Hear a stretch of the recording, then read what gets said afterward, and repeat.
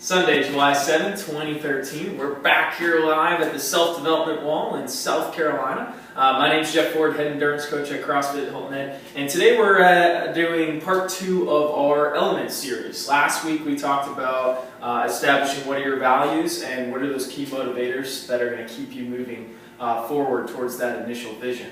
Now we've got to take part 2 of this and look at the gap. The gap is something critical to identify early on. It's really a gut check with yourself of where you are, a starting point A and starting point B being that initial vision. So for instance, if we look at this as something that's realistic, we have to think, have you already completed a 5K? Have you finished in your age group? If your goal is, your end vision or your big dream is to qualify for Boston, we've got to see where you're at on that continuum, okay? Another reason for doing the gap is this starts that timeline.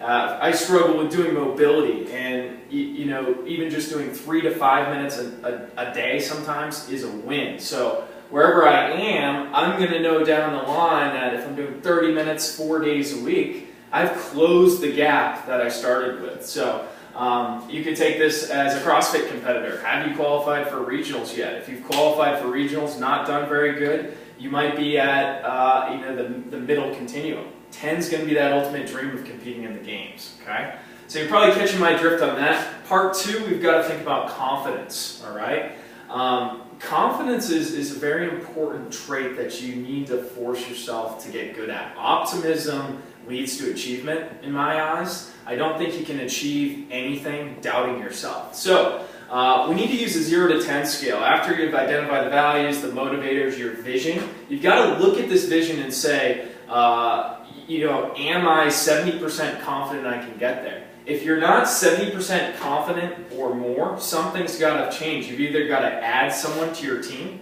whether it's a trainer, a coach, someone in your life that can give you confidence to get there. You might have to change something in your lifestyle, getting more sleep, eating right. You know, if my nutrition is right on every single day, I'm confident I can get to the Kona Ironman, for instance. So we've got to look at all those factors and then give a little self-assessment there. Mark Twain has a great quote. He says, in order to be successful, it takes 2 things, ignorance and confidence. Okay?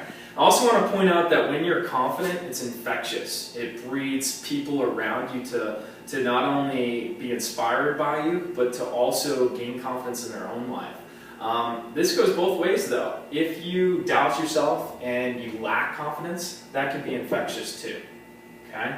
So check out the gap. Where are you? What's your starting point A? And then B, that vision.